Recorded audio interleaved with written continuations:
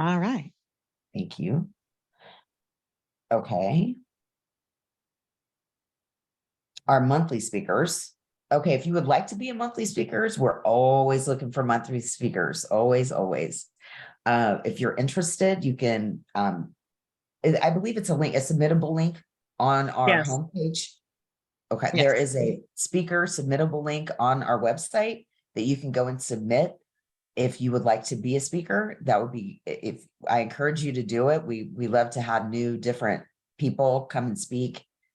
So please do, if you're interested in speaking at a monthly, or, well, I guess that would lead me into our next, you guys, my screen is frozen. You're Sorry. good. There we go. That would lead me into, if you would like to submit for the conference. So you can, on the submittables button on our homepage, you can submit for the conference, or you can submit for a monthly. We also have a major announcement that I would like to go back to for a minute, is that we have our venue and we have our date finally for our conference that is coming. It's September 22nd, and it will be at 502 East Event Center in Carmel. We will have a formal announcement go out probably today or tomorrow, and I'll push that on social media. But the venue that we have is absolutely amazing. I'm super excited about it. If you want to be a speaker at the conference, we've changed the date to April 30th. And we didn't really publicize that we had May 5th as the date for the conference before. I think we did here at our monthlies, but just so you know, we've changed the date to September 22nd, and the venue will be 502 East Event Center in Carmel. And that is official now. So we had some struggles with our venue. As you can imagine, post-COVID, the venues are hot and heavy right now. So we had some struggles getting a contract solidified with the last one. So we decided to make a shift, and we've been very well taken care of with the new venue. So hence why we have pushed the date out. The contract delay just made it so that we weren't real comfortable moving forward with that May 5th date. So this will give everybody more time to get topics ready as a speaker, right? Give us more time to get sponsors ready and all of that good stuff. So we're excited to move on to the fall and give us some more time. So everybody's got till April 30th now to get topics together if you want to be a speaker. Yay. And I'm super excited about the venue, guys, and things that we will have, things that we haven't had before that I really think that you're going to like. So I'm not really sure when tickets will be available yet, but I'm super happy about what we're going to be able to do. Soon. Also, if you would like to be a sponsor for Agile Indie, or your company is interested, you can send an email. The sponsor committee has their own email, which is sponsors@agileindie.org. So if you have questions or you would like to be a sponsor, you can go ahead and send them an email. Next, we have for tonight, one of my friends, Dimple, who has spoken here before, and she has been so kind as to come and visit us again. So Dimple is going to go over, is there a method to madness in the world of agility? Dimple, thank you so much. And I will get out of your way so you can present. Wonderful. Thank you so much. Hello and welcome, everyone. Hello. We started today chatting that everyone had that kind of a day. Jenny, can I steal your screen sharing? Yes, I'm sure. Okay. So. All right. So, getting right into the theme, let's talk about madness. Thank you for spending the next hour or so with me here. I appreciate your time, and you decided to spend it with me. So I'm much appreciative of that. Can you see my screen okay? All yes. right. Yep. Okay. So first, a little bit about me. And I'm sorry that I'm doing that. Just going right along with the theme. I was on this video and then I had to change my screen. Technicalities, right? I always say that technology was invented to solve our problems. But as we can see today here, and as we can hear, we've already heard so many times, technology, most of the time, they're the problem themselves.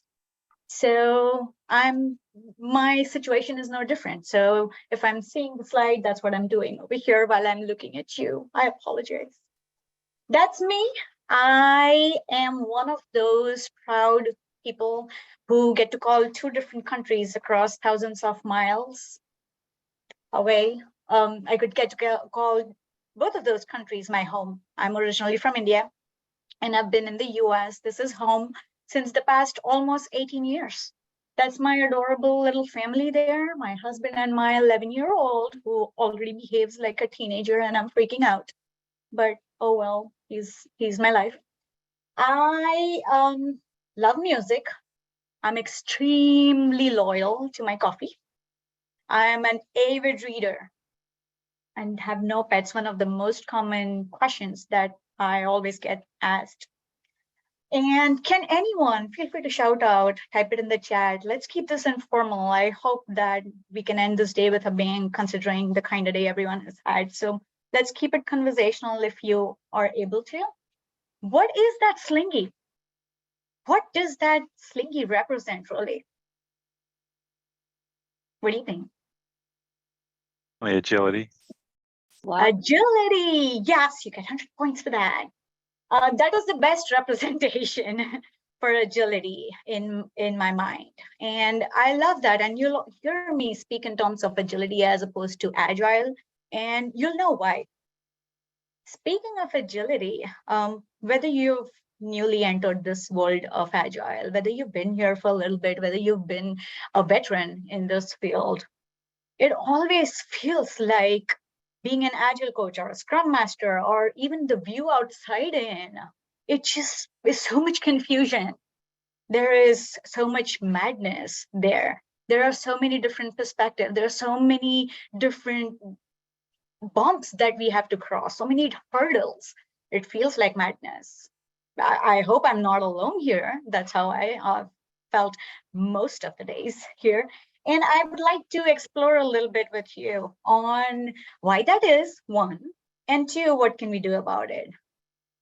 So the first thing that I would like for you to do, and I'll share my screen. If you can go to menti.com and you type out this number, may I request Megan or Jenny or Marcy, whoever is able to, just type this code in the link for everyone for convenience, please, if you can help me out there. And what we're going to do there is we will get to, I'm going to stop my sharing and start a new share. What we're going to do is what happens when there are sunshine and rainbows around, and what happens when there's cloudy and heartburn everywhere. Okay, so, okay, just 1 second. We need to first go to sunshines and rainbows. And I think I might have typed the code wrong. okay, so I'm gonna share the code again. It's 678. Let me type it out for everyone so that there is no confusion instead of just saying it. I don't want any typos there. Not like anyone to be left out there. Okay, so I'm gonna type the code. That's the code. You got the code right. I got the same error that John did when I tried to do it. Really? That's Yeah. interesting. There's a Okay. number at the top of your screen that worked for me. It's just like 5 digits. Yeah, it changed the code on me. Okay, keeping along with the theme here. Let's try this again. Okay, so this is the new code 8691.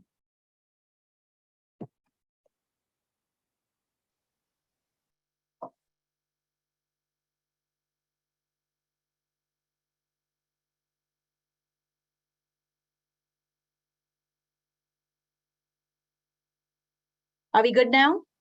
Everyone able Says to could not be enter? found. It It still couldn't be found? No. 867-791? I was able to 66785. get in the last number that you sent, cloudy and heartburn. And Yeah. I've got a screen with 3 words. Okay, it works for Anne. Could you share what code you used, Anne, for us? Or we're not going to waste any more time. We're just going to do a chat storm here. It worked.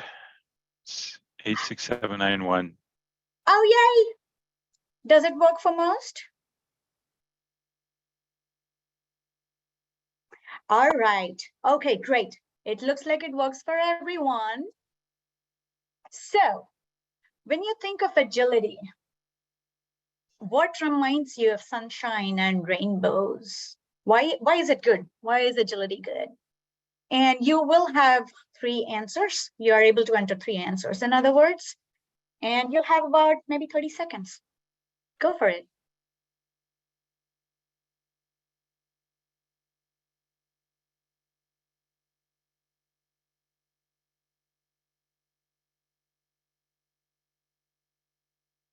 Flexibility, understanding, collaboration. Ooh, collaboration is more popular one. Teamwork, I like it. Pivot, fun. Yeah. Make things happen.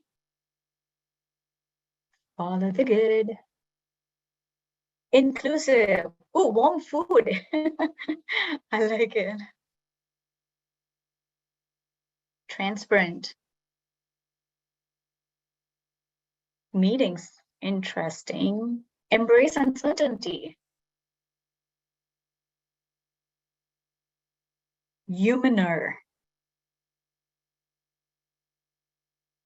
Music. Ooh, I love these answers. Sun. Value. Retrospective.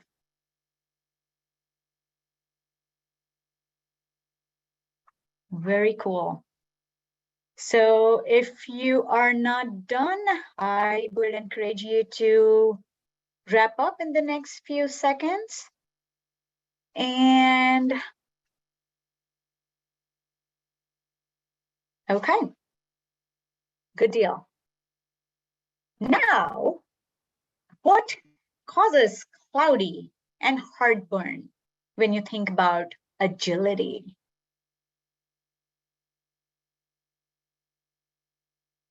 I see some smiles there. It looks like same things.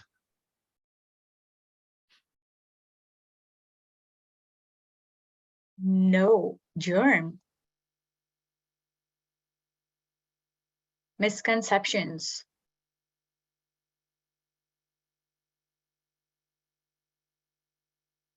Confusion, yep. Disengagement. Deadlines. Metrics, it's interesting that metrics comes landed here in the heartburn category. I get a little bit of heartburn too, hearing that word, to be honest with you. Resource managers, you gotta love that one. Chaos. Yeah. Pressure.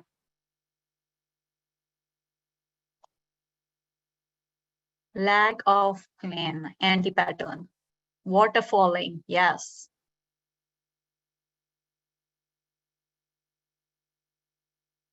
Scrum fall, right? Have heard that one more than once. Unfinished, safe, fail.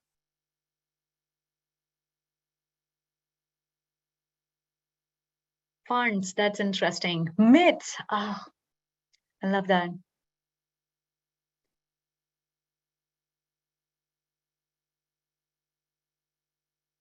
Okay, well, I encourage you to finish up in the next few seconds. Pace can suffer really some interesting stuff. Thank you so much for your honesty. Okay, now let's get back to presentation there. So when I started in this journey of agility, I pretty much entered this world by accident. And I started struggling a little bit too because of all this confusion and all the heartburns, but I also see a lot of value in what is it that I could do. And along the way, up until now, I've had several aha moments, and I would like to share this with you and just share my story a little bit to see how I found some method to this madness for myself along this journey. I hope that helps you as well. And again, please feel free to interrupt me, shout out if you have any questions, comments, anything to add to that, that'd be great. So the very first lesson that I learned in agility was about change. And who likes change here, right? Yeah, one of the most popular image, and this was intentional. That's the reason why I picked up this image. This is one of the most popular image, and everyone wants change. And then when we ask who wants change, suddenly there are crickets, right? And earlier, while this caused heartburn to me, the more I tried to understand the pattern, the more it started making sense to me. PM versus agility mindset. In my previous, it almost feels like a previous world. I was a program manager, project manager. I've been in IT for over 20 years. And this was very difficult for me. It was very difficult because as a PM, I was driven by deadlines. I was driven by telling people what to do. I was obviously just very stuck with deadlines and how to make that happen. And in the world of agility, the first thing that I learned was to step back and be that driver for people to be able to do the job for themselves. So that was a huge, huge aha moment for me as well. Change is hard. It is very hard. I want you to take just like a minute to think about something that you truly believe in. It doesn't have to be agility, it doesn't have to be professional, even your personal values. And think about what would happen if I were to offer you a different perspective. You'd be like, oh, get out of here. No, that's not true. This is what I've been doing and believing all my life, and that can't happen. That can't be true. So it is hard. It is hard for a person to change how to think differently, how to behave differently, how to deliver differently. Enter agile coaching or any kind of change management person. When you talk about change management, that is like a huge wall right there, which sometimes you can see and sometimes you can't see, because change agents have a very hard job in front of them. Explaining the change and navigating that change, especially do all of that without having any kind of authority, it just builds onto that level of difficulty that you have for yourself in helping people or influencing people for that change. And I smile on this one is because in one of the places where I entered as an agile coach, there was an existing agile coach over there. And I have no idea why they did that, but one of the first things when we started chatting, it was the first time we were working together. So we were completely new to each other's personality and coaching style. One of the first questions they asked me is, okay, so what is your change management approach? And I was just taken aback for a second because that question is coming from an agile coach. I thought about it for a second and I said that my change management approach is going to be sense and respond.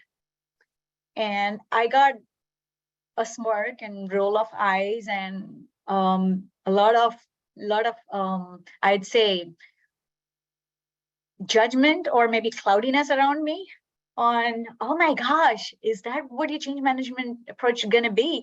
And immediately, instead of going into that heartburn, I went into this mode of assuming positive intent. And that's the reason why I have this fifth bullet point out there, which talks about you. Are you there yet? Are you ready? Are you able to change your mindset? Are you able to adapt, and are you able to accept that it was hard for you to change your mindset. It was hard for you as a person too to to embrace this new world of agility. Only then you'll be able to help others. And if you think you're an agile champion, then I would say, I would encourage you to take a little bit of closer look there and see if you have any further blind spots. And I should probably say further, I'm a continuous learner. I still learn. There's so many things that I still feel like I'm constantly working on. So I want you to take maybe 30 seconds or so and just have a moment of self-reflection there. So I talked a lot. We did this a little bit of exercise and we talked about the first lesson about change. How does this land on you? And what are these tangible next steps that you're going to take for yourself or for others? I'd encourage you to just scribble maybe in bullet points, something that you can actually achieve as being accountable to yourself. Grab a pen, your phone, wherever you take best notes, and go for it. Your time starts now.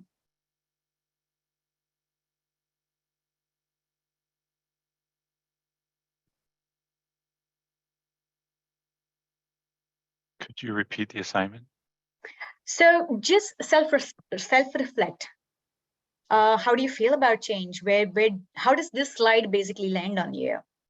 What are the tangible next steps for you, if there are any? I'd invite you to just spend a few seconds and introspect.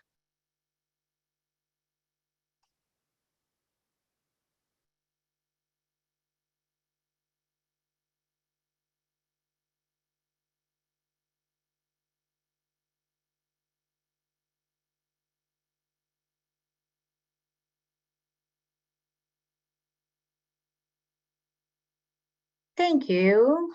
And moving on. This is a tough road to be on.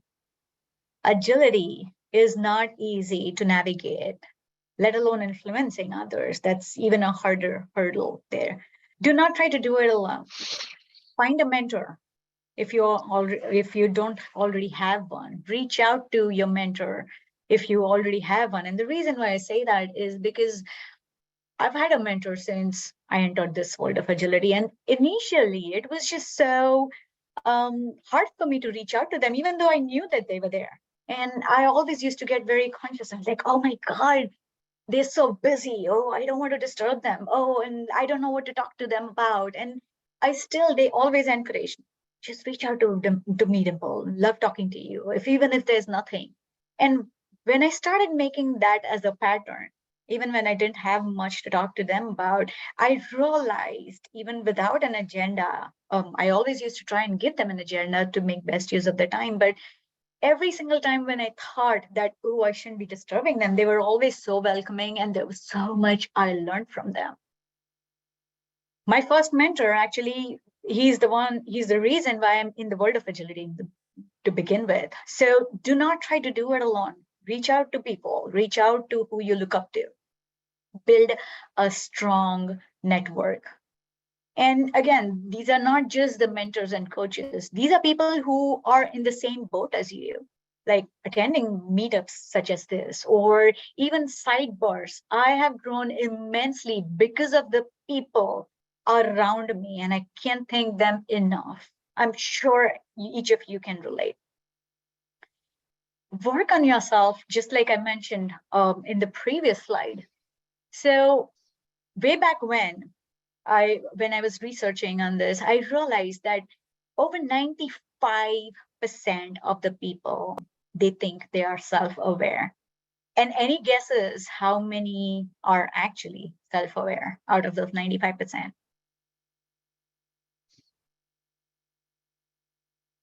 Shout out, put it in the chat. What is your best guess?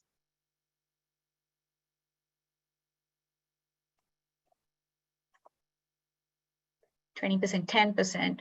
Yes, about 10 to 15% are actually self-aware. Can you believe it? Can you begin to believe it?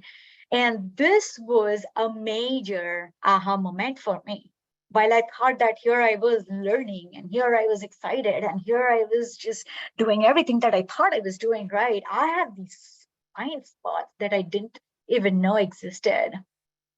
And that again leads me to the next one. Are you coachable? It is a very, very difficult place to be. It's okay for the coaches to be coached as well. I have 2 coaches. And it's very hard because our ego gets in the way. And it's okay. We are all humans. We respond differently to different things. But once you are coachable, once you are open to feedback, once you are open to working with others, be it your mentors, be it your peers, be it your network, it is amazing how much you realize that you didn't know what you didn't know. And that is an amazing step towards self-awareness. And finally, how often do you introspect? Which is what we are doing at the end of every slide, I hope. I invite you to do that more often. Anytime you see anything, I've gotten so used to self-reflection that even after a training class where I'm giving training, or even after a work session where I'm facilitating a sensitive discussion, I always take time to sit and think, okay, I should have done this differently. I should have done it. I'm not saying be your hardest critic, but I'm also saying that as a result of that, sometimes I have like 4 new books that I find when I research on something, or 3 new webinars that I find that helps me grow. And just like the last slide, let's take about 30 seconds to utilize this moment of self-reflection right here. How did this slide land on you? And again, if you are able to, I'd invite you to also put in some tangible next steps.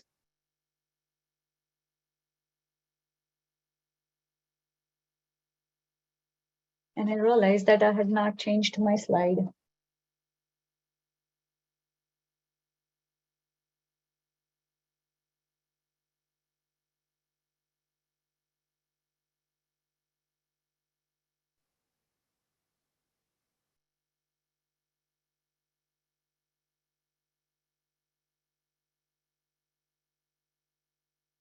Okay, moving on. I thank you once again for going with the invitation, if you're able to.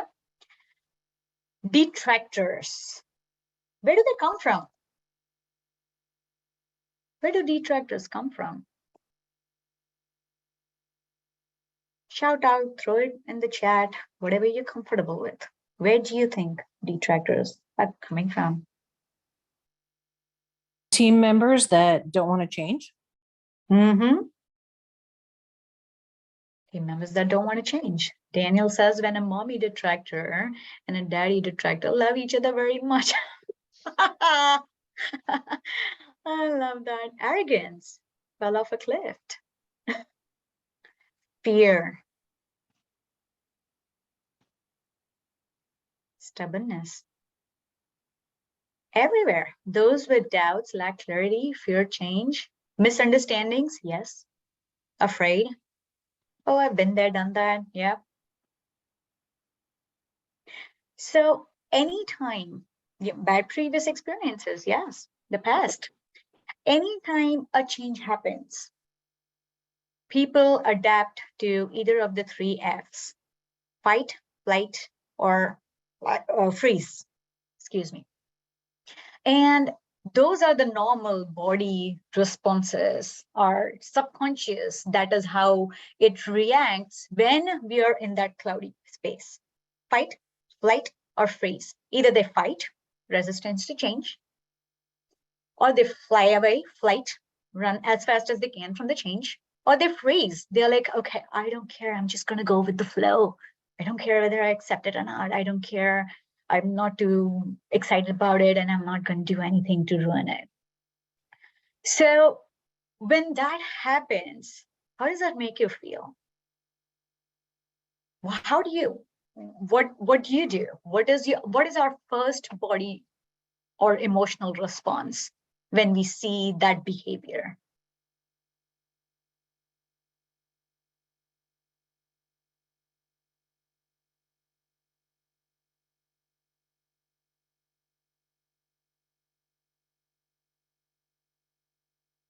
I'm assuming that's a tough question because I don't see any movement in the chat. And it was really tough for me too. Disappointment. My first response back then, even as a PM, I'd be like, oh my God, that is how they always do that. Oh my God, that is not what they never support and such like that. Over a period of time, I have learned to assume positive intent. And one simple example is how leadership is perceived in this world of agility, right? Anytime agile transformations struggle, anytime something like that happens, and we all know that agility struggles when there's no leadership support. So back then, I used to be like, oh my God, we don't have good leaders. Oh, that's the reason why people are struggling and everything. After taking a step back and after like learning a lot or getting feedback a lot or self-reflecting a lot, I learned that assuming positive intent is just easy. It's an easy phrase to say, but it's an incredibly hard one to adapt or embrace. Because after working with them for so long, I realized that that's a tough place to be. For example, they have board of directors to report to, they have executives to report to, they have an entire department that they have to manage. They are responsible for the output of that agile transformations. It is a tough place to be. How empathetic are you? I know I was not, at least to them. While I was a team player and I was completely protective of the team who was working on Scrum framework or getting trained in agility, that was a major blind spot I had back then. And then I realized that this applies to everyone who is going through change. While assuming positive intent, you meet them where they are. You have a certain vision as you enter as change agents. And the reason why I say change agent is because I'm very intentional on what role you're in, one way or the other. You are the reason of some kind of change. That's the reason why you showed up here. So while you're a change agent, how can you meet them where they are and bring them along with you? Like as an agile coach, I often tell the clients or the leadership that I'm working with that think of me as a person sitting in the passenger seat in the car that you are driving. You know, while I promise you, I'll not let you fall off the cliff. I will let you drive and I'll help navigate. I'll be the GPS. And if I ask you to take a right turn and for some reason you want to take a left turn, I'll go with you. Maybe we'll find a new way, or maybe I'll again redirect my GPS and bring you back on the line. And that helped me build empathy at the place that they were in. You enter in a certain scenario, and this is the vision for you that you have for them. And there needs to be a bridge in between that would help not only the detractors cross over through the other side, but it will also help you be empathetic to whoever you're working with. And you're going to be facing landmines. You're going to have a lot of landmines while you do that. And you're going to have pleasant surprises too. I once was working with a team and they're like very excited about this pilot team and the leadership at the time. They're like, oh yeah, we are completely on board. We're going to be supportive. And I offered that, oh yeah, this is what we are doing. And, you know, this is what the team is doing. Would you like for me to work with you and, you know, help you understand what the process is like? And now they were 2 levels up high on the hierarchy. I was a full-time employee and they were my boss's boss. And the immediate response I got from them is like, oh, I get all the updates from this person who I was reporting to. And that told me a lot about what was shared versus what was actually going on. They love hierarchy. A lot of organizations do.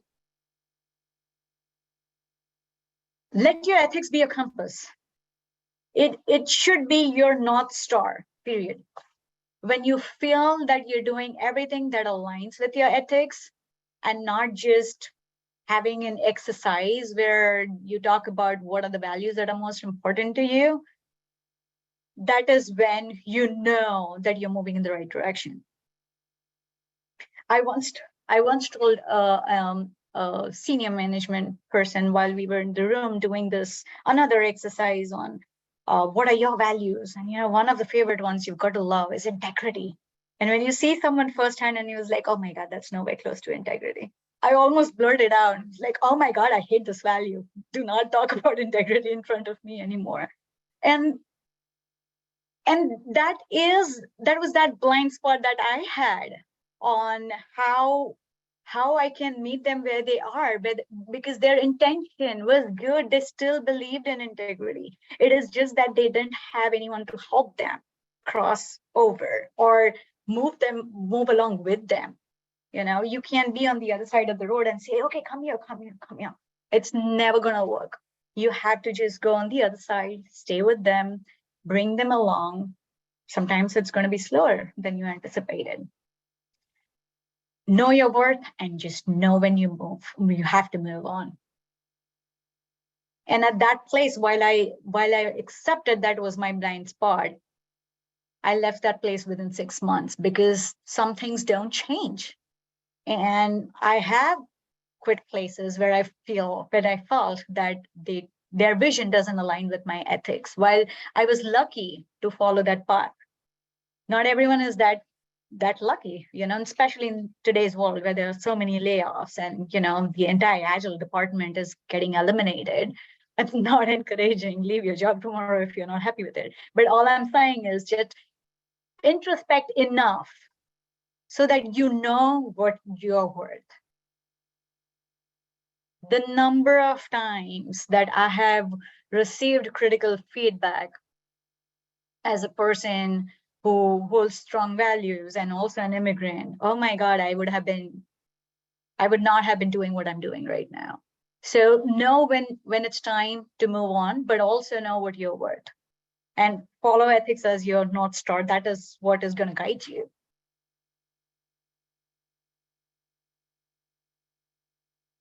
I invite you to, again, spend a few seconds, if you are able to, if you're willing, to self-reflect on how did this slide land on you? Was I able to trigger any of your brain cells?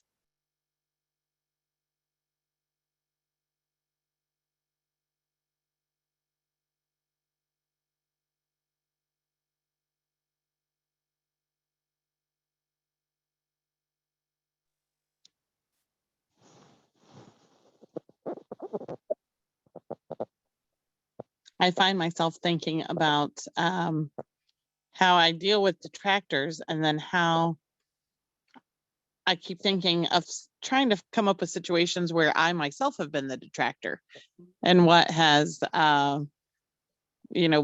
prevented me from embracing a change. Most of the time, I feel like it's pretty ingrained in my DNA to embrace change, but I know there's been we've all had a moment or two in our life where maybe we weren't so open to it, and trying to really tap into what fueled me into being the detractor at the time. So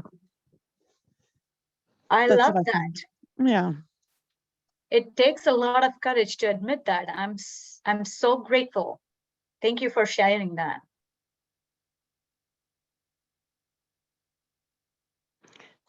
I like what someone just said in the comments too. And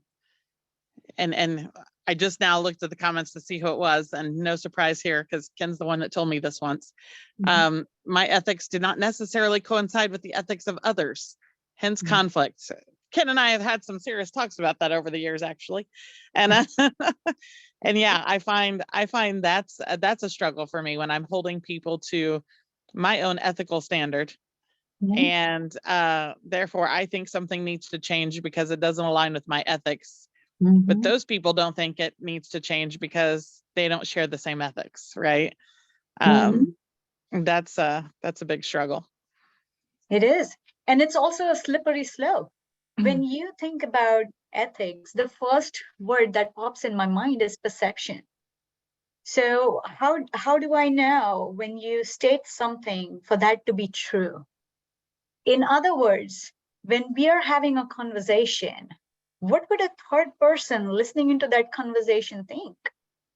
Or what would you, if you remove yourself outside of that conversation and view yourself and the conversation from the outside, what would you think of that conversation? So that's a very, very deep self-reflection that needs. Oftentimes when I self-reflect, I try to remove myself from the situation. I would say, well, there was a person who did that. If I think that Dimple did that, then I'm going to be biased. I'm going to be tainted because, oh, well, Dimple believes in that and that's why she was right. But what about an outside perspective who is viewing Dimple chatting with someone? Would they still feel that Dimple is right? You know what I mean? Does it make sense?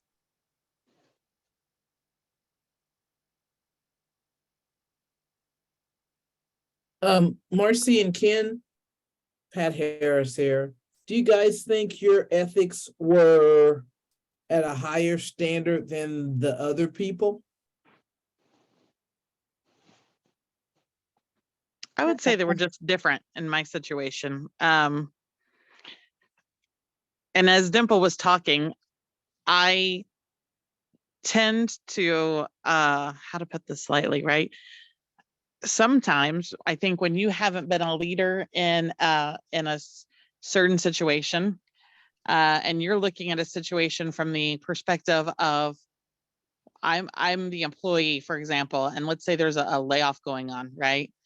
And as an employee, you know how you would want to be treated in that situation. But as an executive, you know, who's having to make that decision, you know, they've got maybe different priorities than you do. So the way maybe they deal with it might be different than the way you would want to deal with it if you were that person, right? But they're bound by legal contracts and, you know, HR contracts and different things like that maybe we don't understand, right? So sometimes the ethics are just different because we're coming at things from, like Dimple said, from two different perspectives, right? Yeah. Not necessarily that one person's right and one person's wrong. Yeah, and most of those cases, when there is not an open communication, or maybe there's some confidentiality that's involved in here, we just don't know what we don't know, and hence we make assumptions. Right. I tend to lean towards the side of being far too transparent. But then when you're dealing with a situation of legality, right, and you can't be transparent, I personally struggle with that as it conflicts with my ethics of transparency, right? You know, so that's one thing that I tend to struggle with in that situation. Yeah, I'm sure you're not alone there, Marcy. I'm thinking about your comment that a lot of this comes down to perception. And in my experience, there's a lot of perception problems specifically around like vocabulary, just even the same words, different things to different people, and that being the source of the actual conflict. Not maybe they underneath they have similar ethics or would behave the same if they understood the situation to be the same, but the words meant different things and sent them in different directions. Fantastic point. Fantastic call out. Thank you.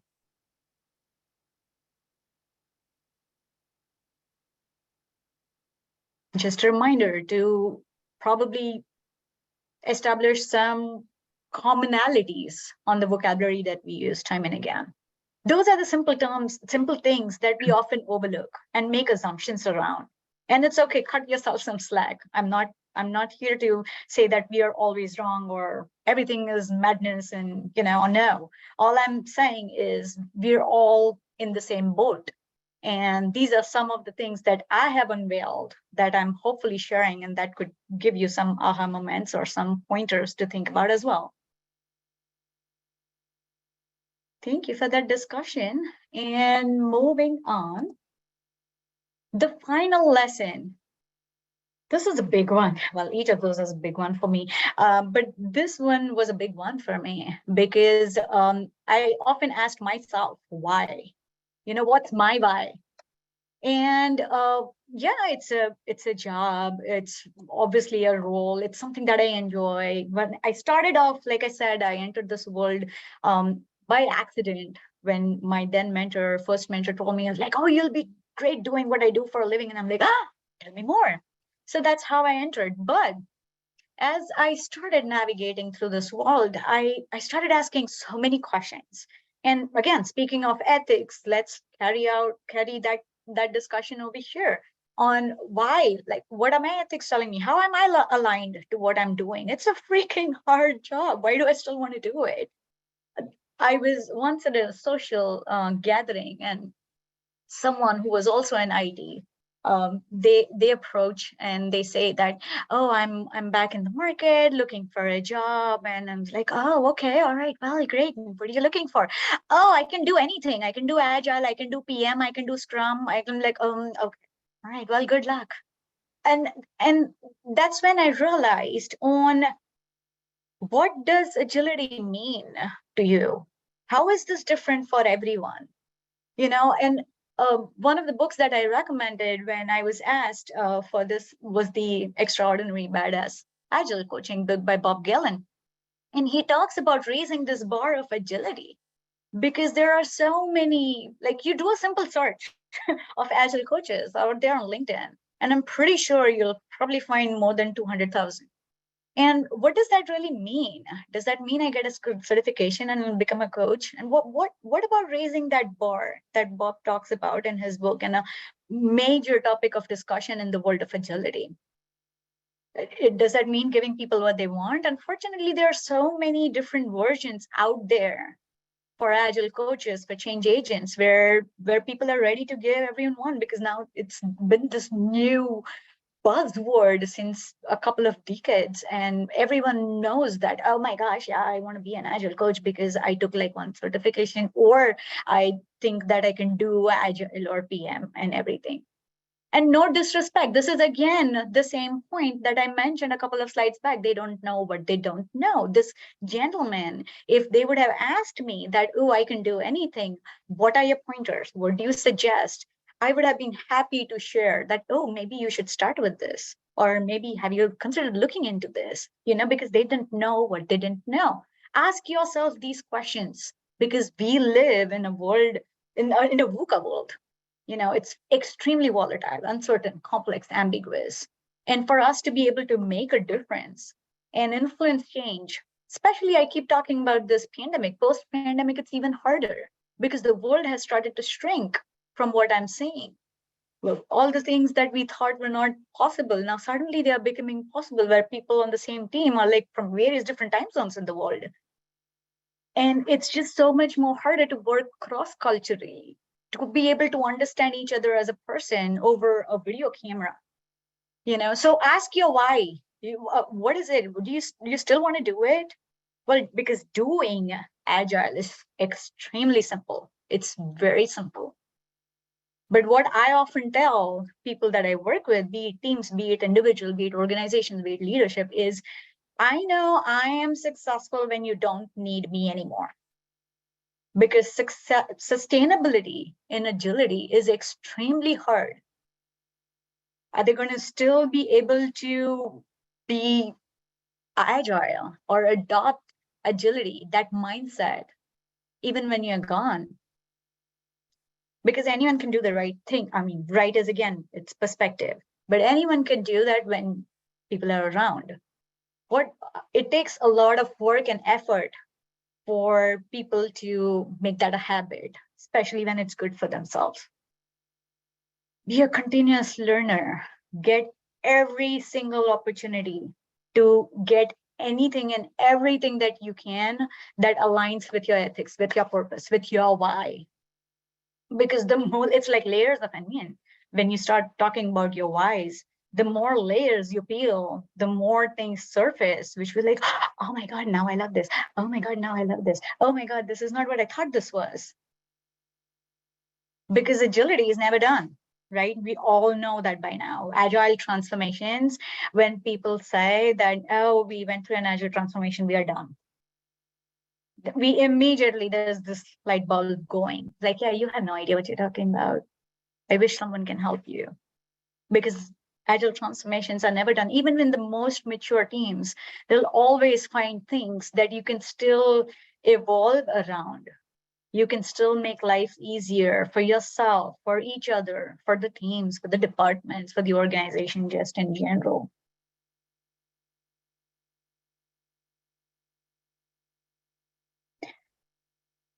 Let's take a few seconds, if you're able to. I'd invite you to scribble some notes around self-reflection. Let's introspect a little bit on how did this slide land for you? What are the next steps for you here?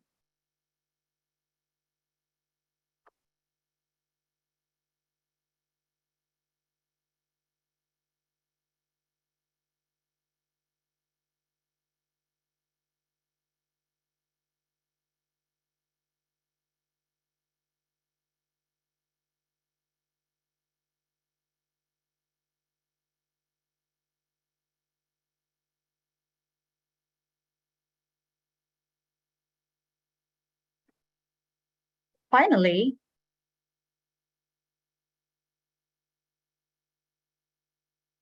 these are just few items that I've scribbled on here that I can hope you can take back with you. Again, wherever you are in your agility journey, if you're a newbie, if you've been here for a while, if you're a veteran, what does your agility journey look like right now? And if I were to ask you in 3 months from now, February, March, April, May, 8th May at 7 p.m., what do you want it to look like? What are maybe the top 3 items from that self-reflection that you did up until now? Or something that you would like to pursue? What are those 3 going to be? Or maybe 2, maybe 1, maybe 4. We talked about empathy for others, but do not forget to have empathy for yourself.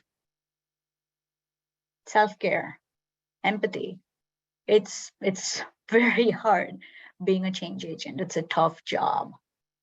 And bringing in agility without disrespecting or losing sight of organizational and human dynamics, it's even harder.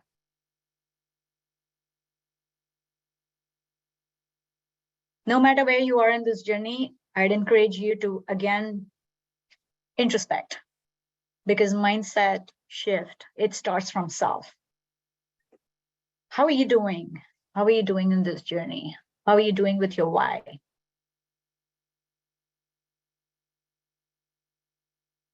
And finally, if you were to, what if you were to define the method to this madness? What if you were in charge?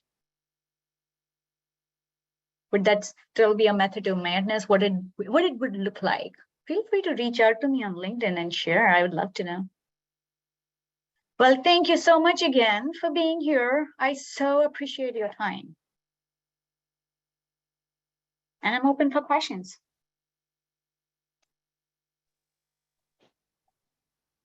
All right. Does anybody have any questions for Dimple? Or just discussions. Doesn't really even have to be questions.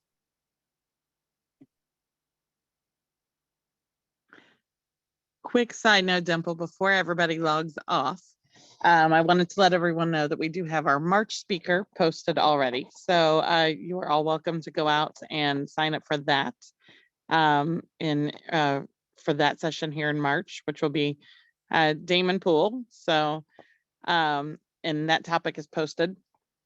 But yeah, nobody needs to log off immediately. If you have questions for Dimple, you're welcome to hang out and stay and have a little chat. We are happy to entertain questions. No, it looks like we've got quite a few people going ahead and logging off and saying thank you. But we thank you for your time as well, Dimple. Mm-hmm. Thank Dimple, you very much. Yes. Ken here. One Hi, thing Ken. about your slides. In one of your examples, you used a comic strip, Dilbert. Yes. You may want to rethink the use of that particular strip in your presentation. Okay. Since the illustrator author of that strip has in the past couple of years gotten to some really interesting social media conflicts in the industry, and has become, some people would say he's become a victim of the woke crowd. Others would say that he is becoming an open MAGA source. Just a lot of conflict that might take away from the value of the content of your slide. I'm gonna I have hear to you. look up this conflict now. Yes, me Oh, too. it kind of shocked me when this came out a couple years ago. But I can see that some people are really triggered anytime they see this particular comic strip now. So I always Totally. go back to XKCD comic strips for some of my reference points and fun items. Until A he lot. goes manga. Thank you, Ken. I had no Yeah. idea. Thank you for sharing that. Yeah, just The nerds will always love him. oh, I won't argue that. The nerds will always love him, but unfortunately, not everyone's a nerd.